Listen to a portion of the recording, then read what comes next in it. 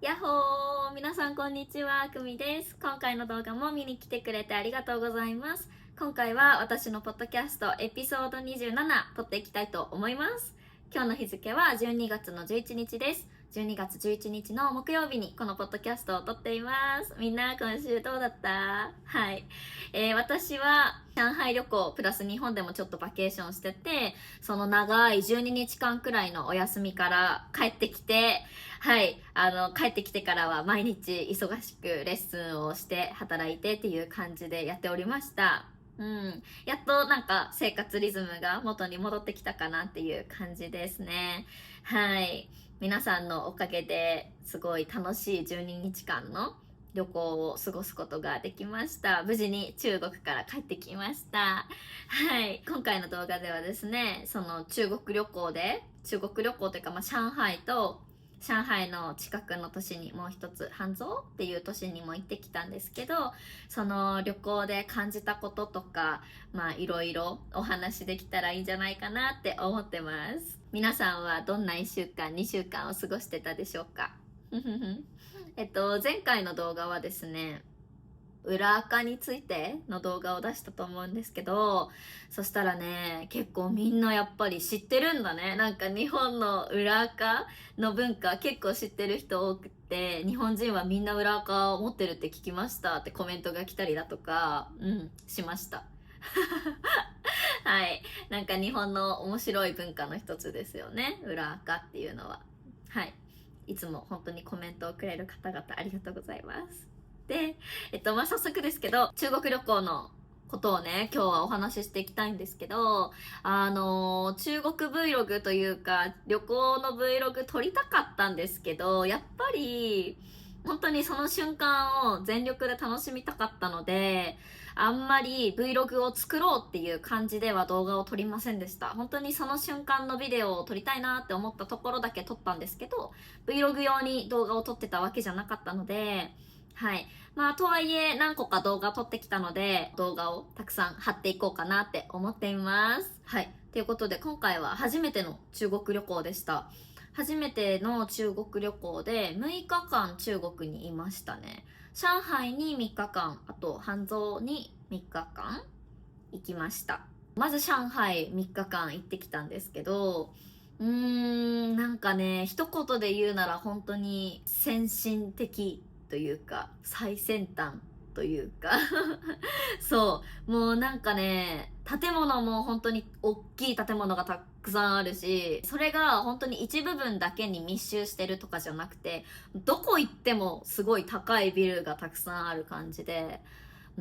道路とかも広いし、私が住んでる大阪とかに比べたら全然なんか規模が違う感じで、もっともっともっともっと大きい感じがしましたね。大阪のさ、梅田とかだったらめっちゃ大きい建物いっぱいあるけど、本当に上海どこ行ってもすごい建物高いし、大きいし、人たくさんいるし、なんかそこら中にショッピングモールがあるし、みたいな感じでしたね。びっくりした。まずそこがすごいびっくりしたでしょう。上海めっちゃ進んでるなと思って、なんか新しい技術とか、いっぱいテクノロジーっていう感じですごい日本全然遅れてるわっていう感じがしましたね。あとは綺麗だった。すごいそれにびっくりしました。私は日本が大好きなんですけど、日本の好きな理由って本当に綺麗ですよね。街が綺麗だし、レストランとか行っても本当に綺麗。公共交通機関とかも綺麗だし、そこが私が日本のすごく愛する部分の一つというか、日本で大好きな部分の一つなんですけど、上海に行って思ったのは、すごい上海も日本に負けないぐらいで綺麗だった。ゴミとかも全然ないし、道路とかもところどころ落ち葉をね、なんか掃除するためのちっちゃいさ、掃除する車みたいなのが走ってたりとか、実際にね、こう落ち葉を掃除する人が、管理する人がいたりだとか、そういうのをすごく感じましたね。で、めちゃめちゃ街が綺麗だった。うん。私が行ったところはっていうだけかもしれないですけど、ねえ、上海って言ってもすごい上海も大きいだろうし、でもめちゃめちゃ綺麗だってすごくびっくりしました。なんか日本とかだったら橋の下とかにさ、夜ホームレスの人とかがさいたりするんですけど、大阪も。だけどそれさえも見なかったんですよね。中国の政府の人がすごくそこは厳しく管理してるのかなって思いましたね。あとはご飯、料理についてですけど、料理について思ったのは量がとにかく多かったすっごいびっくりしました。なんか中国ならではのこういうさ、ターンテーブルっていうの、丸い円卓で、丸い机でこうやって動かしながらさ、みんなでさ食べるやつあるじゃん。なんかそんな感じで大勢の人とご飯を一緒に食べる機会っていうのが何回かあったんですけど、ご飯が次々運ばれてくるんですよね。すごいびっくりしました。なんか本当にもうお腹いっぱいだなって思ってても、そっからさらに10品ぐらいどんどん運ばれてくる感じでまだ食べるのみたいなそれはすごいびっくりしましたね。大量にご飯の量がめっちゃ多いなと思って、多分たくさんの大きいお皿にボンっていうのが運ばれてきて、それを一人ずつちょっとずつ取ってシェアして食べていく感じだと思うんですけど、まあなんか日本とはちょっと違うのかな。日本は大体はまあ一人一個ずつ頼む方が多いかなと思います。大きい料理をみんなで何個か頼んでちょっとずつシェアするみたいなのももちろんするんですけど、なんかそのザ中国みたいな感じの伝統的なそのテーブルでご飯を食べることができて、で料理もどんどん運ばれてきて、これが中国の食卓かと思って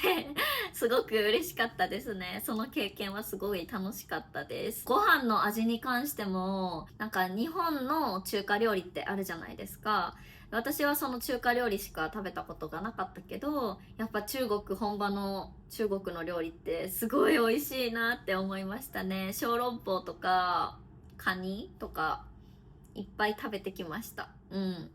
特にやっぱり好きだったのは小籠包かな。めっちゃ美味しかったですね、小籠包。なんか熱々のスープが中に入っててね、また食べたくなってきました。はい、小籠包すごい美味しかったです。カニの麺も皆さんがおすすめしてくれたんですけど、そのカニの麺みたいなやつも食べたし、カニの麻婆豆腐とかも食べたし、本当にそこら中にカニっていう感じで、一日ねすごいカニの小籠包食べてカニの麺食べてみたいな感じで、カニばっか食べ過ぎちゃって、もうカニはいいわってなったことがあったんですけどそうまあでも本当にそれぐらいになるまでいっぱい上海のカニを堪能することができました。本当にご飯めちゃめちゃ美味しくって、今まで行った国の中で一番好きだったかも。アメリカは、アメリカも美味しいけど、アメリカはさ、なんかいろんな国の料理食べれるじゃん。だからちょっとアメリカは置いといて、他の今まで行ったアジアの国の中では、私は中国の料理が一番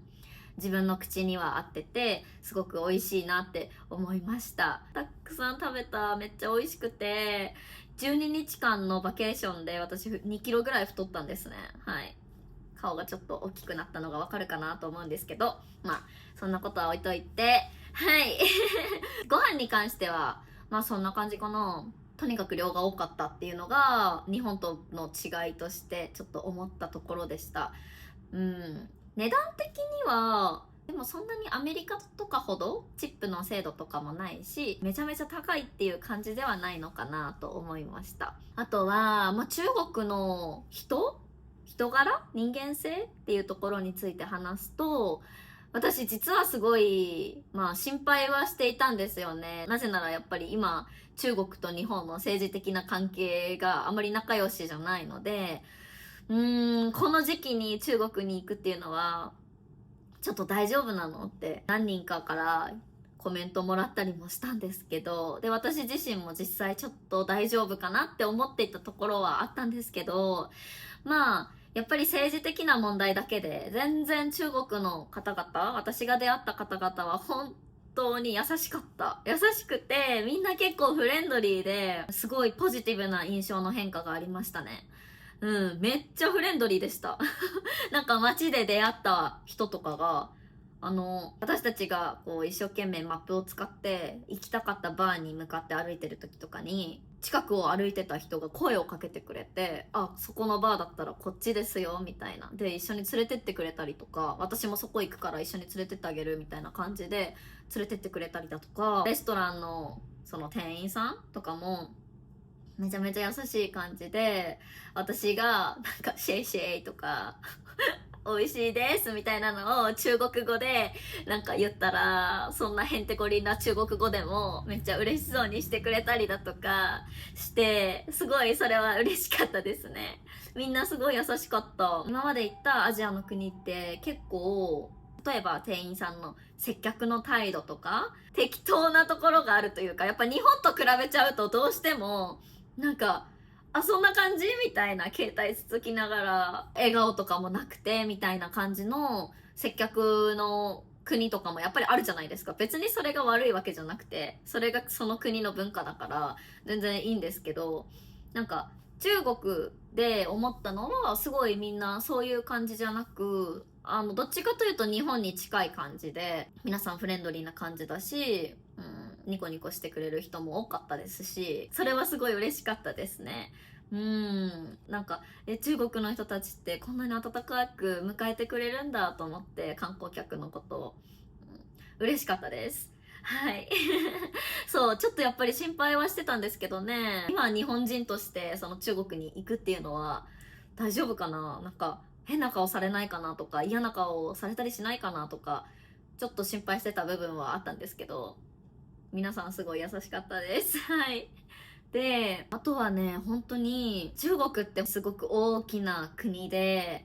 広い国だけど、まあ、人口もたくさんいるし、でその中で本当に中国独自の文化をどんどん発展させていって今に至るんだなみたいな、なんかなんていうの、中国独自の例えばアプリだとか、まあ、中国語もそうですけど、皆さんやっぱり中国語を毎日使ってお話しされているし、多分観光客も日本みたいにいろんな国から観光客が来るというよりかは、中国の観光客で気づいたのは、やっぱり中国のいろんなところから上海に来てるとか、そう、なんかいろんな国の人が上海に来てるというよりかは、やっぱり中国人がたくさん旅行に来てるみたいな感じの感覚はあったかなと思ったので、やっぱり中国語が話せなかったら、中国では結構難しいのかな、旅行するのがって思いました。私は一緒に旅行してたのが、その私の彼と私の彼の家族、ご家族と一緒に旅行に行ってたので、中国語がわかる人たちが近くにいたので、本当にラッキーだったんですけど、私は一緒についていくだけで全部みんなが英語に訳してくれて理解できたんですけど、もしそれがなかったら、私ちょっとやっていけなかったかもって思うぐらい、本当に一個もわかんなくて、中国語が。で、英語でこう、話しかけようとしても、やっぱり英語が話せる人とか、英語が理解できる人が、まあ全員が全員ではなかったので、そこでちょっとコミュニケーションが難しかった部分はありましたね。まあでもさ、今時翻訳機あるから、まあそれ使ったらなんとかなるかなと思うんですけど、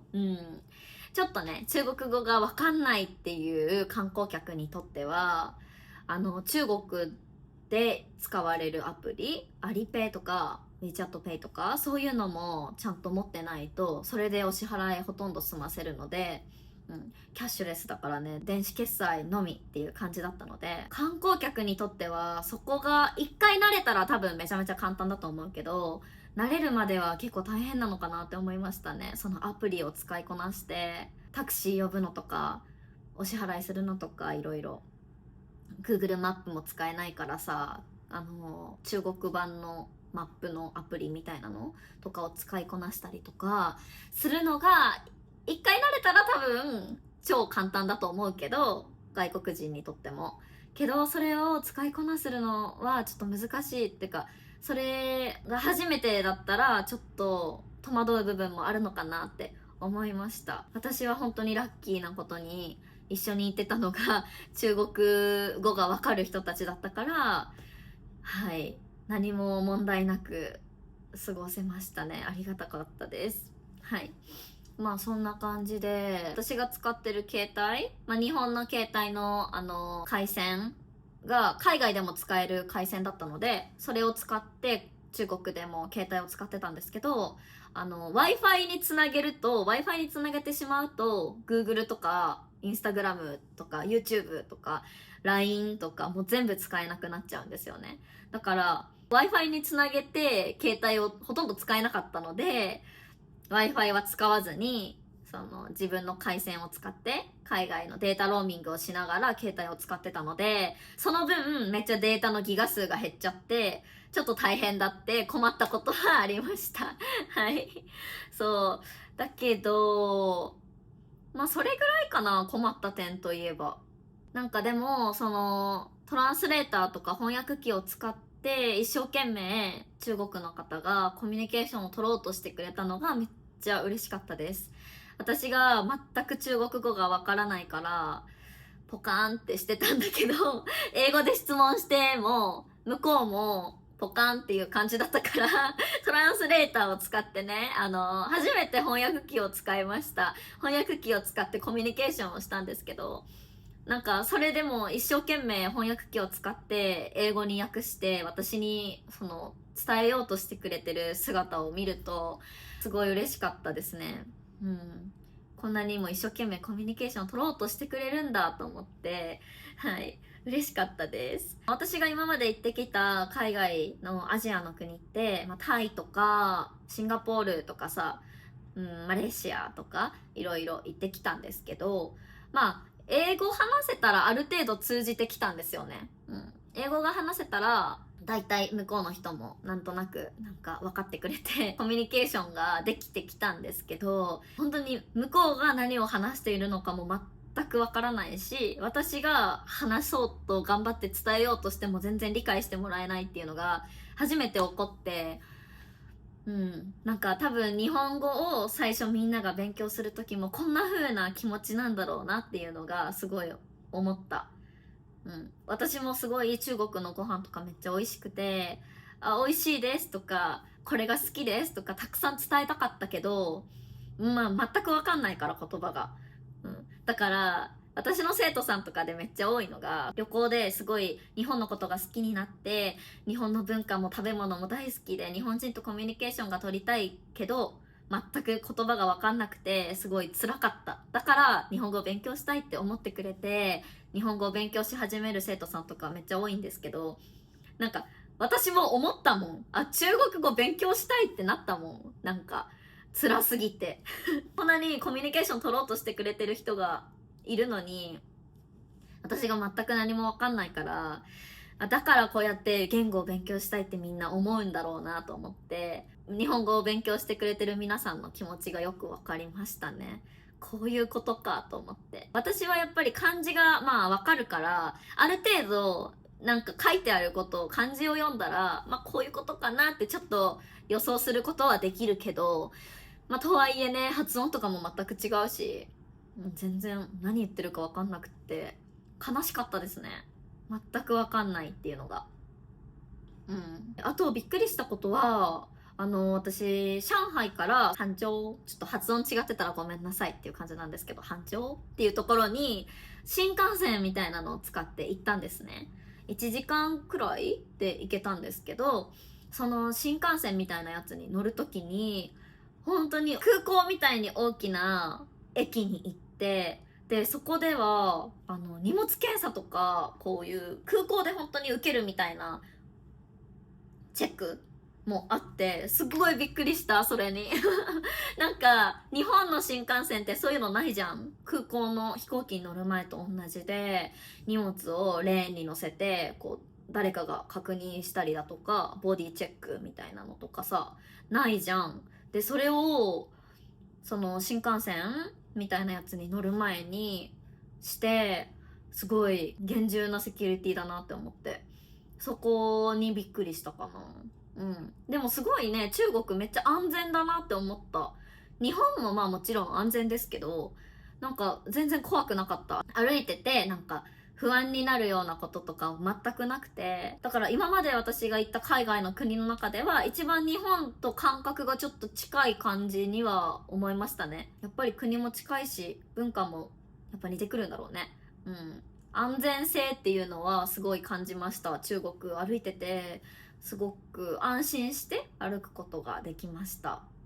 気づいたこととか日本との違いとして思ったのはそんな感じかなと思います。やっぱりでも中国旅行、この中国で思ったことを一言でまとめると本当に先進的みたいな、最先端みたいな感じの言葉がしっくりくるかな、私的にはと思います。いろいろなところで中国の技術力というかね、たくさん感じました。ロボットがコーヒー作ってくれてるとかもあったし、面白いと思って、なんか中国本当に進んでるなーって思う点がたくさんあった。支払いに関してもね、全部キャッシュレスだしね、便利だよね。日本もだんだんキャッシュレス対応の場所は増えてきていて、現金を持ち歩かなくても、クレジットカードがあればカード対応してるところはほとんどじゃないかなと思います、最近は。田舎とかはね、まだまだ現金しか使えませんっていうとこあるかもしれないですけど、大体はカード対応してきてるんじゃないかな。で、日本はカードか現金があればいけるっていう感じで、たまに現金かカードのみで電子決済は対応してませんみたいなのはまだあるかなって思います。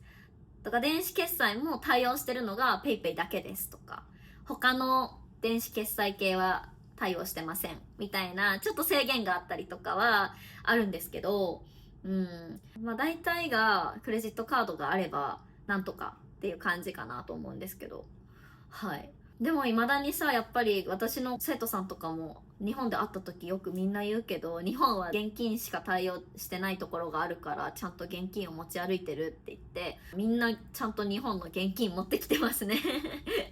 で私からしたらそうかと思って、レストランとかショッピングモールとかチェーン店とかだったら確実にクレジットとか電子決済対応してると思うんですけど、個人経営のお店とかはね、まだまだ現金しか対応してませんっていう店があるかもしれないですね。だから日本に旅行に来るときは皆さん念のため、1万円くらい現金持ってたらなんか大丈夫かもね。基本的に対応してると思いますよ、最近は。と思います。はい。そうでもそこはすごい中国と日本での大きな違いで感じたことかなと思います。はい。実際に私が行ったところを言うと、上海の中では夜景がすごく有名なところに行きました。ワイタンっていうところに行って夜景を見て、本当にそこは観光客がたくさん多かったですね。でその街並みっていうかワイタンの建物がすごいヨーロッパみたいな感じの建物の雰囲気で写真とか貼っとくんですけど、なんか面白かったですね。中国にいるのにヨーロッパにいるみたいな建物の感じで、でもなんかライトの感じがちょっとヨーロッパとは違うのかなって思いました。もうゴールドみたいな感じだったからそこはちょっと中国感があるのかな、どうなんだろう思いました。私ヨーロッパ行ったことないからわかんないですけど、なんか私のヨーロッパの建物のイメージっていう感じだった。で川を挟んで反対側にはすごい綺麗な高い建物の夜景がブワーって広がってて、そっちの夜景はなんか紫だったり黄色だったりオレンジだったり赤だったりみたいないろんなカラフルなライトが見えてですね、キラキラしてて、今まで見た夜景の中で一番圧倒されたかなと思います。私香港に行ったことがあって、香港でもう夜景を見たんですけど、香港の夜景もすごい綺麗だったよ。すごい綺麗だったけど、それの何十倍みたいな感じだったかな。規模が全然違うね、やっぱり上海。びっくりしました。それとあとユーガーデンっていうなんか中国の昔の伝統的な中国のお城じゃないけどね、なんか建物たちがいっぱいブワーって集まってるようなところに行ったんですけど、そこも圧巻っていう感じでしたね。全部が大きいし、もう規模がすごい大きいし、まず。なんかいろんなものが売ってたり、すごい中国らしいなって思った。一番そこはなんか中国らしさを感じた地域というか場所でしたね。ユーガーデン。めっちゃおすすめです。私はお昼に行ったんですけど、夜もすごく綺麗みたいなので、なんかぜひ夜にもね、また今度行く機会があったらいいなって思いました。すごい綺麗だった。なんか、池とかもあったり、たくさんね、観光客が来てましたよ。昔のお庭みたいな感じかな。すごかったな。はい、たくさん写真撮ったのでまた貼っておきます。あと上海のディズニーランドにも行きました。上海のディズニーランドはすごい楽しかったですまず良かった点としては、新しいんですよね、テーマパーク自体が。2016年とかにできたらしくって、めちゃめちゃ新しくって、だから、ディズニーもすごい最新っていう感じだった。アトラクションもめっちゃ、なんて言ったらいいんだろう。日本にもあるアトラクションでも、例えばパイレーツ・オブ・カリビアンとかって日本にもあるんですけど、で、中国にもあるし、アメリカとかにもあるし、いろんなディズニーランドに絶対あると思うんですけど、パイレーツって。で、全部似てるじゃないですか。似てるというかほとんど同じなんですけど、でも、その中国の上海ディズニーランドのパイレーツはもう規模感が全然違って、途中映画を見てるような感じになりましたね。もうすごい大きいスクリーンにパイレーツカリビアンの大きな船とかが描かれてて、なんか本当映画館で映画を見てる感じになりました。すごい規模が全然違う。私は絶叫系が大嫌いで、本当に大の苦手なんですけど、今回はね、頑張って、ちょっと乗ったんですよ。名前わかんないけど、木のね、トロッコみたいな感じの列車日本でいうビッグサンダーマウンテンみたいな感じのやつに乗りました。それもすごい楽しかったし、あとパイレーツも乗ったし、ズートピアのエリアもね、上海の限定なのかな、上海にしかないズートピアのエリアも行ってきました。そこもすごく可愛くって、ズートピアの乗り物も楽しかったです。と、あとピーターパン乗ったのと、あとは最後にトロンっていう乗り物に乗ったんですけど、それもね、めっちゃ新しい乗り物っていう感じで、それもすごい圧巻でしたね。そのトロンっていう乗り物は、スピードが一番速いアトラクションらしくって、そう。で、バイクにまたがって、ブワーってすごいスピードでかけていくみたいな感じのアトラクションでした。めっちゃ怖かったんですけど、私は絶叫が本当に苦手なのですごい怖かったんだけど、まあでも、絶叫が苦手な人でも、速さが大丈夫だったら多分大丈夫。私は絶叫のこの落ちるのが苦手なんですよね。だけど、この速さにはなんとか耐えれたので、そんなにこうバーンって落ちるのはなかったので、大丈夫でした。でも、ところどころやっぱりこういうね、なんか、ヒューみたいなのがあって、うーってなってちょっと、怖かったです。はい。けど楽しかったです。それに乗ったりして、アトラクションが本当に最先端な感じがしましたね。あとは、やっぱり行った時期がすごい良くて、人がそんなにいなかったんですよね。クリスマスの前だし、ちょっと閑散期に当たるのかな。少ない時期だったと思います、人が。だから、あんまり待たなくて、ファストパスとかをうまく使いながらやったら、私たちもファストパスを2個 ?3 個くらい使ったんですけど、まあそれで全然待たずに、ファストパス使わなかったとしても、まあ40分くらいかな。一番長くて40分くらいしか待たなくて、本当にささささっと回ることができました。LA のディズニーランドとか行った時は、120分待ちとかめっちゃあったんですよね。けどそういうのはなかったんです、その時期。だからめっちゃいいタイミングでディズニーにも行けたなって思いました。そう、上海ディズニーランドもね、すごい楽しかったです。あとはいろいろレストランに行ってバーに行ってみたりとか、すごいそのバーも私の生徒さんがおすすめしてくれたバーに行ったんですけど、そこのバーがめっちゃ良かったです。すごい面白かった。なんかね、1階2階ってあってね、階が。で、なんか2階の奥にシークレットの部屋があって、秘密の部屋みたいなのがあって、そこの部屋に行くとめっちゃさらにね、素敵な空間が広がっててみたいな。上海でバーホッピングするのもめちゃめちゃ楽しかったです。上海はまあそんな感じで、丹蔵ではすごく特別な経験をしました。中国の伝統的な服、日本でいう着物みたいなやつを着させてもらって、メイクとか髪型とかも全部やってもらって、中国の昔のお姫様になった気分でした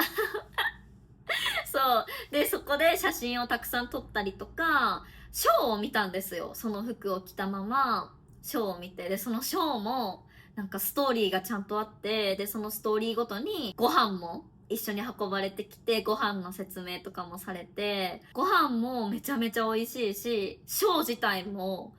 本当にレベルが高い。水が途中上からブワーって降ってきながらみんなが踊ってたりだとか、人がなんか空を飛んでたりだとか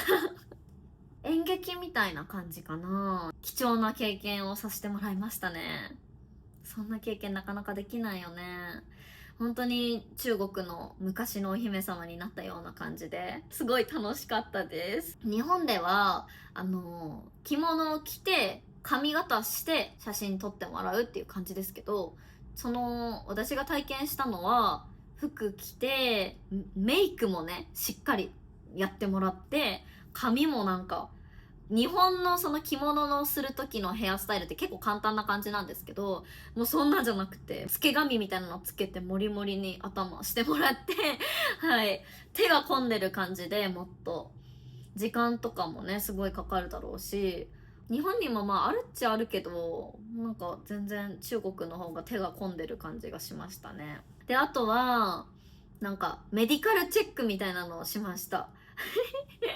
それは私のその彼のご両親がなんか連れてってくれたんですけど、多分アメリカだと高いんでしょうね、そういう健康診断みたいなやつって。アメリカはすごい高いから、で中国ではそういうのが気軽に簡単に受けれるよっていうことで一緒に連れてってくれて、私も健康診断を中国で受けてきましたはい。でそこでやっぱり出会った方々、先生とかもみんなやっぱ中国の方なので、中国語でお話しされて、私全く何言ってるのかとか、本当に自分が何をされてるのかとか全く分かんなかったんですけど、そこでもね一生懸命トランスレーターを使って翻訳してくれる方がいたり、本当に中国人の方の優しさを感じましたねはい、すごい面白い貴重な体験だったなって思います、その健康診断も。でこの前、昨日かな、ちょうど昨日にその私の健康診断の結果とかもちゃんと返ってきて、はい、面白かったですね。いい経験でした。普通の日本人が中国旅行でやる経験とはまた違う経験を私はしたかもしれないですね。で、私はまあ彼のご家族と一緒に親戚の方とかともお会いしたりだとかして、はい、すごくすごく貴重で楽しい時間を中国で過ごしてきました。今回のポッドキャストでは日本と中国の文化の違いとか、私が中国の旅行で感じたことなどを話してみましたが、皆さんどう思いましたか？皆さんは中国に行ったことがありますか？中国とはいえね、もう大きいじゃん。大きいからどこに行くかで全然違ってくると思うんですよ。国が違うみたいにね、そこに住んでる人の性格とかも違うだろうし、食べ物だって違うだろうし、街の様子だって全然違うと思うんですけど、今回は本当に私が行った上海とハンゾウについてっていう感じでした。はい、どうだったでしょうかなんか今回のお話を聞いて少しでも自分も中国気になるなって思ってくれた人がいたら、ぜひぜひ行ってみてほしいなって思います。私はもっと中国に行きたいなって思いました。次は北京とかにも行ってみたいし、万里の長城にもいつか行ってみたいし、いろいろ行ってみたいなって思いましたね。ご飯がまず美味しかったから、まずご飯食べにまた戻りたいっていう感じはありますね。初めてかも。なんかご飯食べに戻りたいって思ったのは、中国初めてかもしれませんね。すごい美味しかったです。はい。で、ちょっと今度行くときはもうちょっとちゃんと中国語を勉強して店員さんとかとコミュニケーション取れるようになれたらいいなって思いましたね。シェイシェイとハウツーしか言えなかったですその2つしか言えなかったので、ちょっと次はもっと勉強していきたいと思います。はい。今回の動画はどうだったでしょうか？日本と中国の文化の違いとか少しでも伝わったらいいなって思います。他にも本当にたくさんやったこととか食べたこととかいっぱい行ったこととかいろんな経験をしたんですけど、私が思った日本と中国の違いとか中国旅行の感想はこんな感じでした。今回も最後まで聞いてくれた皆さん本当にありがとうございます。今回の動画もいいなと思ったらグッドボタンとチャンネル登録とコメントを残してくれると嬉しいです。もし皆さん中国に行ったことがある人がいたら他のおすすめの場所だったりとかいろいろコメントで教えてくれると嬉しいです。はい。じゃあまた次の動画でお会いしましょう。バイバーイ。